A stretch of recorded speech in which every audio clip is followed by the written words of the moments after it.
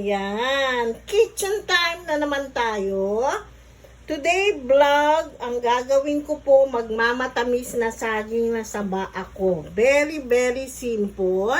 Ayan, pero ito po ay favorite natin lahat ito eh. Ayan, meron ako ditong saba.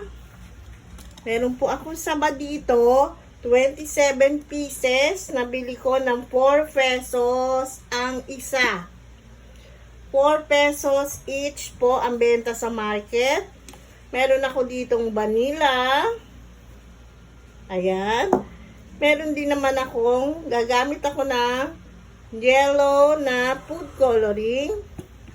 Meron ako ditong half kilo ng sugar. Ayan. Gagawin lang natin, simple-simple, babalatan natin yung saging. Hihiwain. Tsaka mamatamisin. Ayan. Habang babalatan ko po ito, magpupunto na ako ng sugar na aarnibali natin para sa ating matamis. Ayan, ang ganda oh. Napaka-nice ng saging natin. Tapos iwain lang natin siyang pabilog. Pwedeng pabilog, pwedeng pa-islant. Depende po sa inyong gusto. Sa akin, pabilog lang okay na. Huwag masyadong manipis, huwag masyadong mataba. Tama-tama lang. Ayan, ang ganda. Ganun lang hanggang matapos natin lahat itong saging na to. Then, magmamatamis na tayo. Lagay ko na po yung kalahating kilong asukal. Ayan, may matching katok-katok. Nilagyan ko na rin po yan ng pandan. More pandan, much better. Later, lalagyan po natin yan ng vanilla. Ayun, antayin po muna natin pumunto o mag-arnibal yung ating asuka. Wait.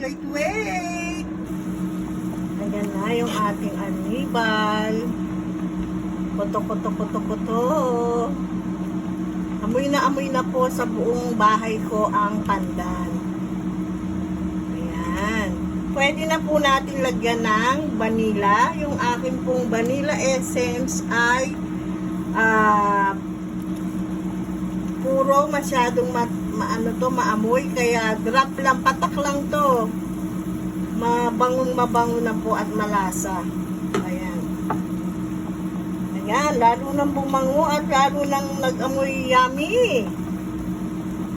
After natin malagay si vanilla, haluin natin. Wow, ang bango-bango po. Then, sunod po natin yung ating yellow food coloring. Para lang, hindi po kailangan marami. Ayan, tama na po yun. Para lang mabuhay ang kulay ng saging. Kaya po natin nilalagyan ng coloring para mas mukhang kaaya-ayang kainin. Ayun. Ayan, konting pakulo pa. Then, lalagay na natin yung ating binalatang saging ng saba. Ayan, nailagay na po natin lahat yung saging na 27 pieces. Ang ganda ng saging. Hindi hinog na hinog, hindi hilaw. Tamang-tama lang po.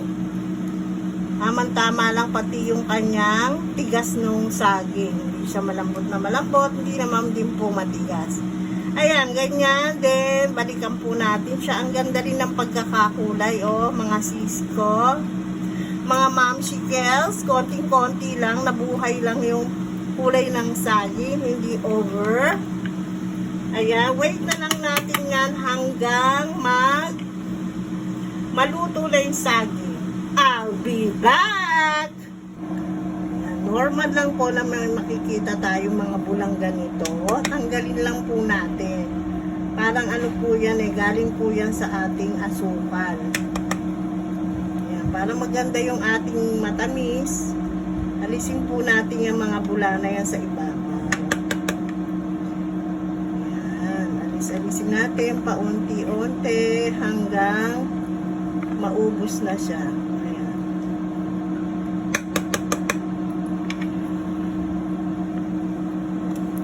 Ayan na po ang ating matamis na saging.